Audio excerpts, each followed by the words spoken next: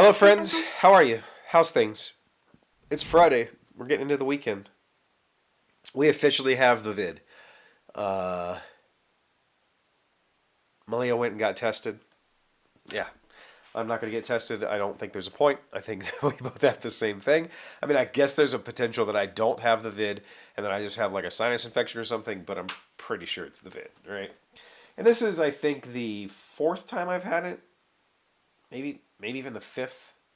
It's definitely I've had it for sure three times previously, but I think four times previously. I'm not positive. Uh, and this time has been maybe the worst, honestly. The first time was bad, but the first time burned pretty quick, and then I was just kind of congested for a week, uh, and I lost taste. Like that was, the like you have it. This time it's been a very slow burn, and I haven't lost taste or anything like that. This time it's been.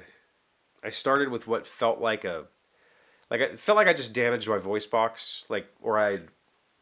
Sometimes when I'm working in the shop and I breathe in too much sawdust, I get that scratchy feeling in my throat, or you know, you should not do this. But if you work with fiberglass insulation and you don't wear a mask, don't ever do that. By the way, you get that itch in your throat. I had that for a couple days, and then I had the weakness for like a day, and then I started to get some sinus congestion yesterday, and now I'm fully just a whole mess in my head. But I'm still having like intermittent chills and fevers and cold sweats that come and go. Like it's been a very weird experience because this isn't a flu, and it doesn't even feel like a sinus infection. Usually, if I have a sinus infection like RSV or something like that, it'll be one of those like intense fevers for like a day, just sweaty fever for a whole day, and then I'm just whatever's happening in my head right now for a couple of days.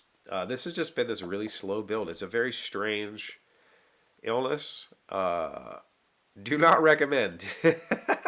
We talked the other day about assuming risk and accepting that the cruise that I just went on, there's a risk involved in that, and I was uh, willing and able to take that risk, and it's fine.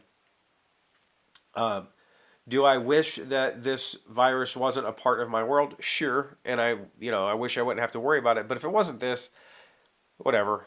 You know, I have two kids. Like I have all of the illnesses. This is what happens when you have children in public school systems. So going outside of that and doing something with adults, it's not really any higher risk than sending my kids to school. It sucks, and I definitely don't recommend you get this. But it's here. We're getting through it. Sudafed doesn't seem to do anything. Like I'll take Sudafed and I'm still dumping buckets. So I'll probably switch to like an expectorant or something and just chill. Been chilling all week, playing some bass, playing some video games. Yeah, I worked today just because I had 63 or 64 emails in my inbox and I needed to get caught up. And I don't have a super demanding job and I don't do meetings on Fridays, so I didn't have to talk or anything like that. So I was able to just get through the morning. My boss was like, you should have taken today off too. And I'm like, yeah, but I need to save days. I can't burn days like crazy. And my thought was I'll work the morning and then if I still feel like crap, I'll take the afternoon off and take a break. I still could. I haven't, it's lunchtime, so I could still do that. But I feel okay. I feel, despite the congestion that I'm dealing with, I feel fine. No, not fine. I feel fine while sitting at work.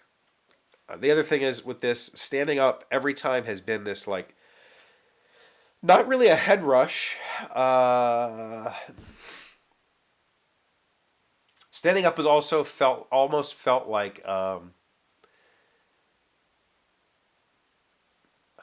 do I explain it?